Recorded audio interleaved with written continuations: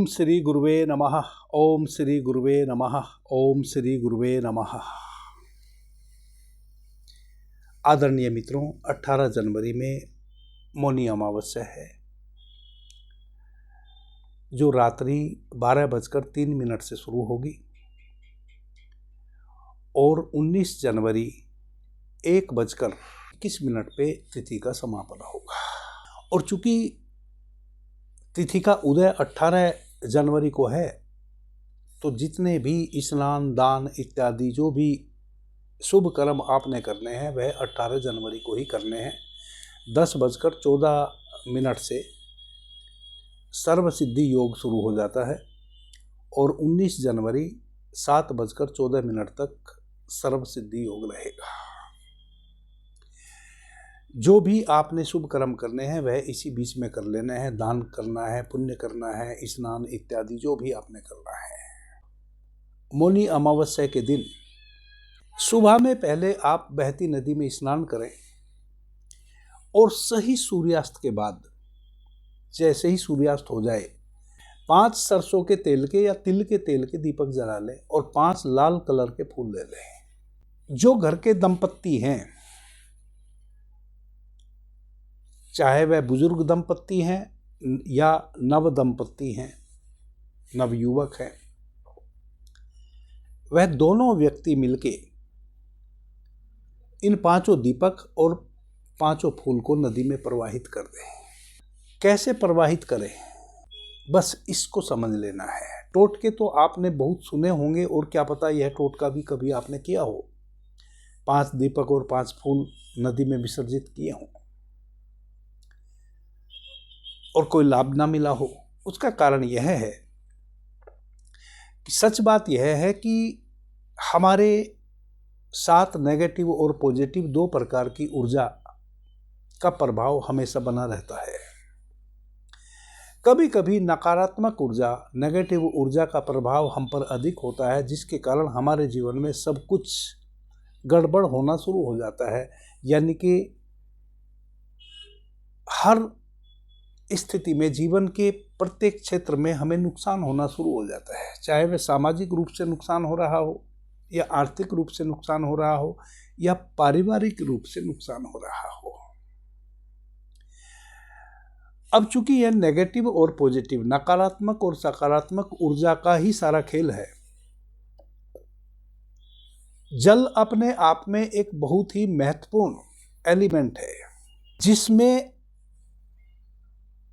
2-3 बहुत अद्भुत संभावनाएं हैं। एक तो जल में आप जो भी विसर्जित करेंगे, जल उसको तुरंत अपने में आत्मसात कर लेता है, ऑब्जर्व कर लेता है।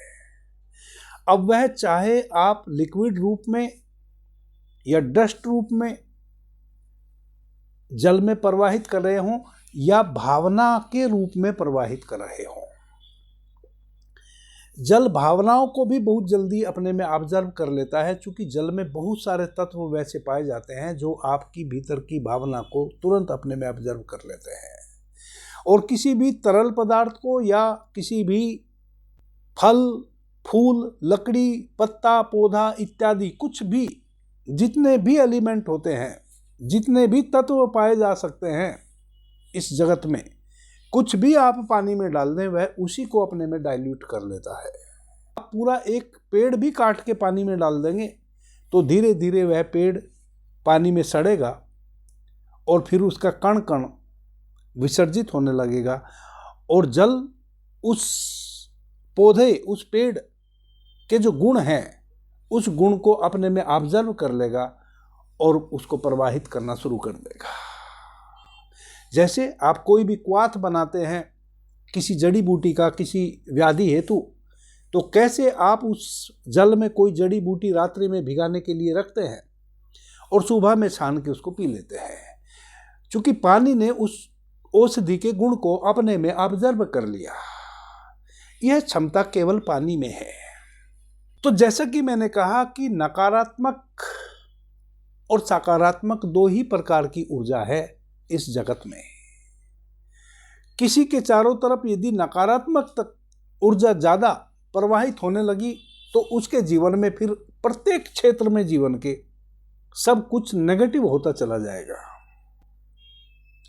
और यदि पॉजिटिव ऊर्जा आपके चारों तरफ मंडराने लगी है, इकट्ठी होने लगी है, प्रवाहित होने लगी है, तब आप कुछ भी करेंगे तो सब कुछ आपके पक्ष में होता चला जाएगा।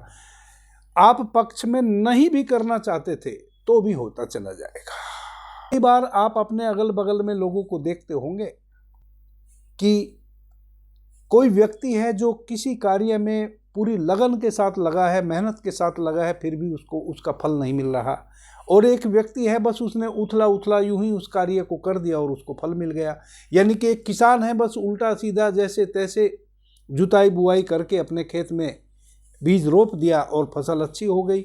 एक किसान है जिसने अच्छे तरीके से निराई गुड़ाई मंडाई, मिट्टी पलट हैरो चला के पूरा मिट्टी को मर्दन कर दिया, बहुत अच्छे से खेत की जुताई की, मिट्टी पलटी, सब कुछ किया और सही स्थिति में बीज भी रोपित किया और फिर भी वैसी फसल ना उपजा पाया। ऐसा अक्सर होता है। तो जब आप इस प्रकार से 5 दीपक और 5 फूल जल में प्रवाहित करें, आपकी भावना वैसी होनी चाहिए जो नकारात्मकता आपको घेरी हुई है उस नकारात्मकता से छुटकारा पाने की। चूंकि जल तो जो भी आप उसको देना चाहेंगे सब कुछ ले लेगा, आपकी भावनाओं को भी अपने में ऑब्जर्व कर लेगा। इसलिए तो हम पवित्र नदियों में स्नान करते हैं। स्नान तो हम अपने घर के बाथरूम में भी कर लेते हैं, परंतु वह उथला उथला स्नान होता है। जब हम पवित्र नदी में, बहती नदी में स्नान करते हैं तो वह हमारे शरीर को तो शुद्ध करता ही है। जल जो हमारे शरीर से सट सट के जल बहता है वह हमारी शरीर की नकारात्मकता को तो लेके बहता ही है, हमारी भावनाओं को भी लेकर बहता है। इसलिए पवित्र नदी में के पश्चात हम बहुत हल्का फुल्का आनंदित महसूस करते हैं और बहुत दिनों तक फिर वह आनंद की स्थिति, वह हल्की स्थिति बनी रहती है हमारे साथ। आप घुटने घुटने जल में नदी में प्रवेश करें और जो भी नकारात्मकता आपको घेरी हुई है, आपको खूब अच्छे से पता है कि आपके जीवन में बार बार आपको कौन सी समस्या से दो चार होना पड़ रहा है। जल को प्रणाम करें। पत्नी के हाथों में फूल और पति के हाथों में दीपक। जब आप किसी नकारात्मक ऊर्जा के प्रवाह को अपने से दूर करना चाहते हैं, इस बात का हमेशा ध्यान रखें कि श्वास को बाहर छोड़ते हुए फिर उसको बाहर ही रोककर यह भावना करें कि मैं अपने भीतर की सभी नकारात्मकता को, जो भी मेरे चारों तरफ, मेरे भीतर, मेरे बाहर प्रवाहित है, उसको हे पवित्र जल आपको समर्पित कर रहा हूँ।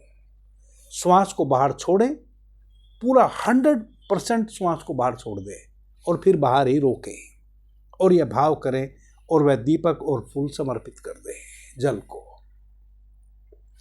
फिर हाथ धोएं, जल में कुल्ला करें, अपने ऊपर पानी छीटें, तब आप धीमी गति से श्वास लेते हुए और नदी के जल से बाहर आ जाएं। यह प्रक्रिया आपने उतनी देर में ही कर लेनी है जितनी देर आप अपने श्वास को रोक सकते हो, और आप देखें चमत्कार। यह छोटा सा टोटका आपके जीवन में आमूल चूल परिवर्तन ला देगा। अभी के लिए इतना ही। आपने मुझे ध्यान से प्रेम से सुना, उससे मैं बहुत अनुग्रहित हूँ। सभी मित्रों को मेरा प्रणाम, धन्यवाद। जय श्री राम।